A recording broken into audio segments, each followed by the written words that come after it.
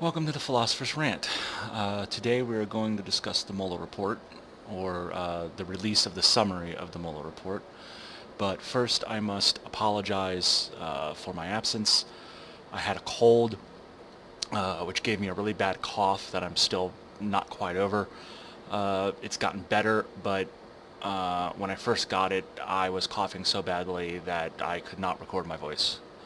Um, I will probably cough at some point during this, and I apologize for that, but it has at least gotten a lot better. So, the Mueller report is out, or at least I should say the summary of the report is out, and the conclusion of the report is twofold.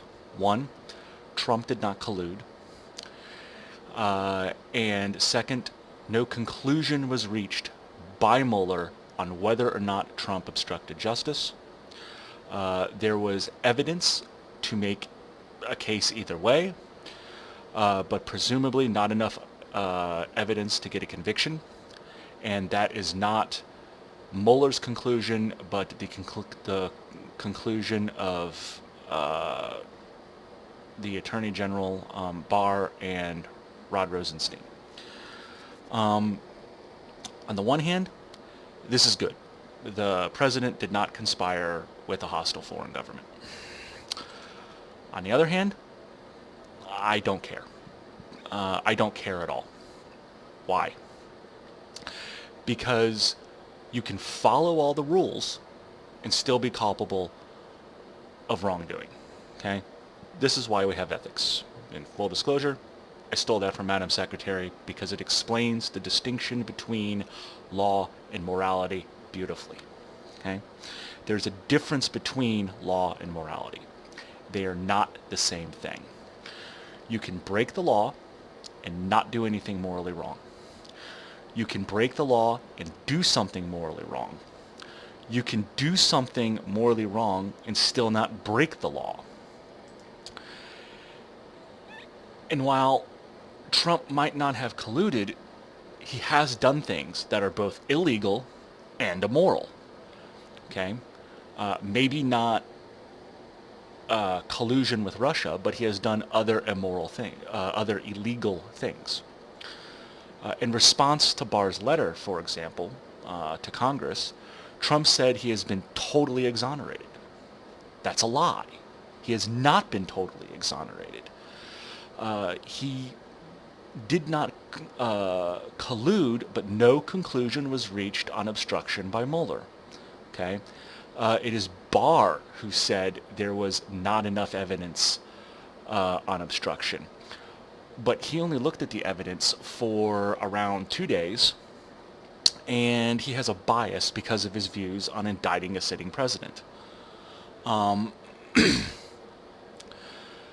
The report, Barr's summary itself actually says that while there isn't enough evidence for, or no conclusion on obstruction, the report does not exonerate him. Okay, so Trump lied. That is immoral. Period. Plus, if Trump was totally exonerated, why did all of these people, Trump, Pence, Trump Jr., Sessions, Manafort, Cohen, Gates, Papadopoulos, etc., lie about meeting with Russians? That is the question that is not really answered, although it looks like, for at least many of them, that it was because of money. It was because of illegal money transactions that they lied. But there could be other reasons as well. And there are investigations that are still going on related to Russia that have been spun off to other agencies. Then there are other legal questions about the Trump Organization, the Trump Foundation, the Trump Inaugural Committee, and Trump's administration itself. For example, we know he and his family have committed tax fraud in the past, as reported by the New York Times. Trump committed fraud with his Trump University, and he settled out of court when he was sued. He has violated the Constitution at least three times. Okay? Article 1, Section 8, Clause 9, which is the emollients clause, that says no title of nobility shall be granted to the United States, by the United States, and no person holding any office of profit or trust under them shall, without the consent of Congress, accept of any present emollient office or title of any kind whatever from any king, prince, or foreign state. The key word is emolument, okay, which means profit, benefit, or advantage of any kind. It's why, with the exception of Nixon and Trump, presidents have divested themselves of their business interests. They didn't want any whiff that they were accepting foreign gifts or that they had conflicts of interest. But Trump hasn't done that, okay? And we know his Trump Hotel in D.C., for example, is renting hotel rooms to foreign dignitaries for top dollar, okay? Saudi Arabia rented 500 rooms in 2017 for lobbying, according to the NPR. All right, that is a gift. Remember, emollient means profit, benefit, or advantage. And the clause says that you absolutely cannot do that under any circumstance, period. You cannot accept any present emolument, office, or title of any kind whatever from any king, prince, or foreign state. Trump is violating the Constitution, which is violating the law. He's also violated another aspect of Article 1, Section 8, which is he's violated Congress's constitutional authority to appropriate money. One, for his stupid wall by inventing a national emergency.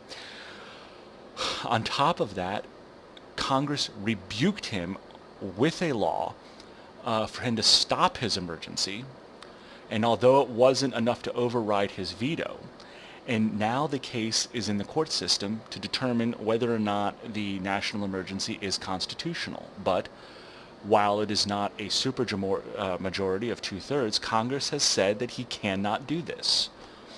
Okay, he just vetoed it. All right.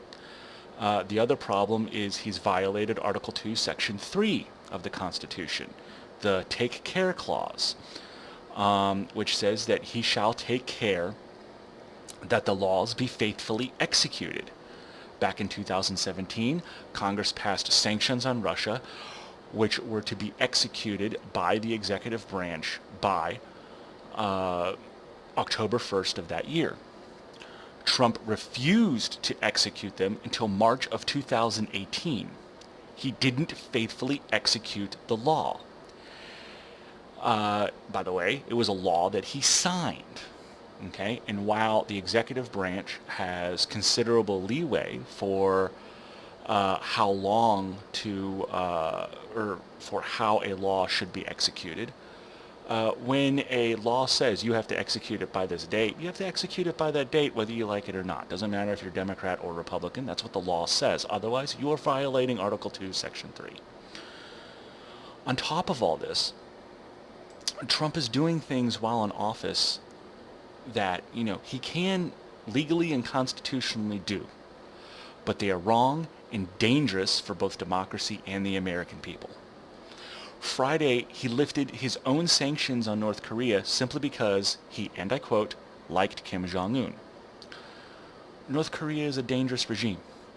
Kim Jong-un is a violent, evil dictator who had his own uncle executed by an anti-aircraft gun. He has imprisoned a huge percentage of his own population to a point that many have said North Korea is simply a huge concentration camp. And Trump likes this guy, okay? That's a problem. That demonstrates that Trump is unfit for office. And that, by itself, is enough for impeachment, okay?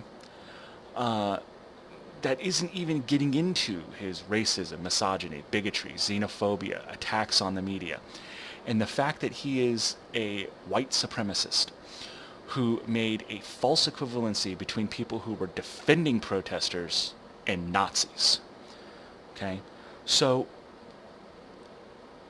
no, the Mueller report will never be enough, regardless of what it says, because I don't care about the law. I care about morality.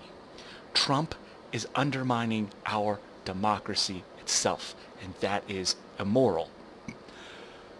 The Mueller report is yet another document that says Russia interfered with our elections and Trump has refused to even acknowledge Russian interference.